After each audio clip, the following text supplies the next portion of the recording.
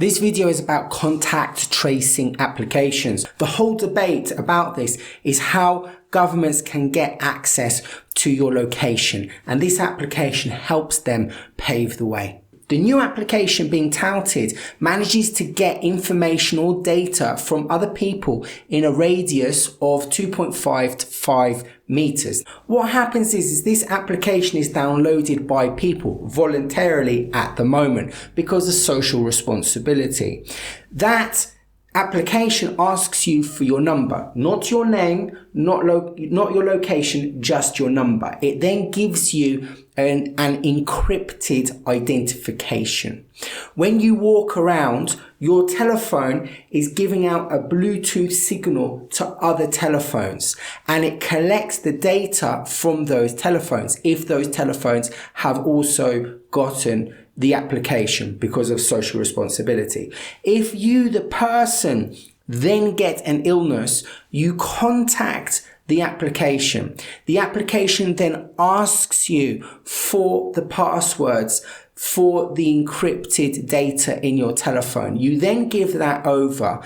All that data has all the information of all the people that you have crossed in the last 14 or 20 days and has their encrypted identification numbers. You unlock those identification numbers and it gives them the telephone number. The company then contacts those people to say that they have passed or been in contact with someone that is ill. They can then go into self-isolation, or in the future maybe that information is passed over to certain health bodies where somebody can go around to make sure that they are in self-isolation. The problem has always been that governments want more control over people. We in the West have fought many years to keep our civil liberties, and one of those civil liberties is to be able to go where we choose freely without being tracked or asked what we are doing.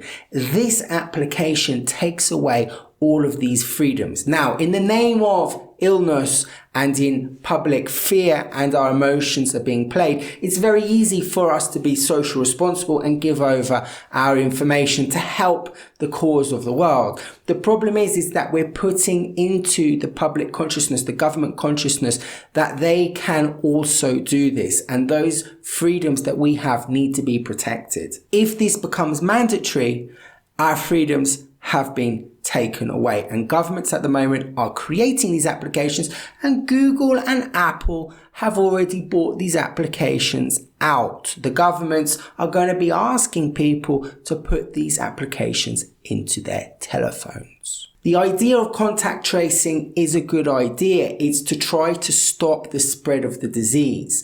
The problem with contact tracing without this application is it takes a huge amount of time by people. Somebody has to go to your house, ask you who your friends are, who you've been in contact with, where you've been in the last 14 days. They then have to go to those places, speak to those people, and tell them that they may have an illness and that they may or should go into self-isolation. Now, with this application, the whole process gets sped up extremely quickly, but it takes your freedoms away. If you are ill, the application can also contact an airline carrier to ask them for the manifest. The people 5 rows in front, 5 rows behind, and 5 rows each side can be contacted to tell them that they should go into self-isolation. Google and Apple have launched the applications. Governments are scrambling to find them, and some governments already have these applications. In Singapore, they've already developed it. China, good old China, the blueprint for the world. They have got already a color coding system whereby, depending on your health, equates to a color. If your color is not the correct color, you cannot go to malls and you cannot go on public transport. Dare I say, technology is now controlling our movements.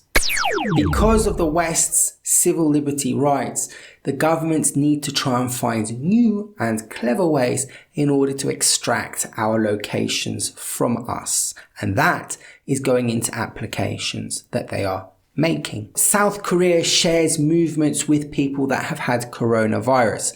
Taiwan has an electronic fence system which detects your mobile phone if you go through it. Thus, if you're on self-quarantine, then the fence, an electric fence, is then put around you technologically, and if you go outside of it, then you can be contacted by the police. Iran has also technology, and Poland is forcing people to take pictures of themselves in self-isolation, a good old selfie. But why? Because with the selfie, it contains data of your location. If you do not pass a selfie picture to the authorities within 20 minutes, they can come knocking on your door asking for you to give a reason. All these applications are voluntary at the moment, but as we know, governments work with stealth. Now listen carefully. Google and Apple's new platform will debut as an API, a tool programmers can use to integrate the functionality into their own apps next month. The company said, and will eventually be built into the iOS and Android operating systems themselves. What they are trying to do is make the phone tell them where you are legitimately, and these are the same people that are already listening to your conversations. While both companies repeatedly insisted that the technology would be opt-in and respect users' privacy and security, its eventual integration into the very operating system that run the phones used by the vast majority of smartphone users is likely to concern privacy problems.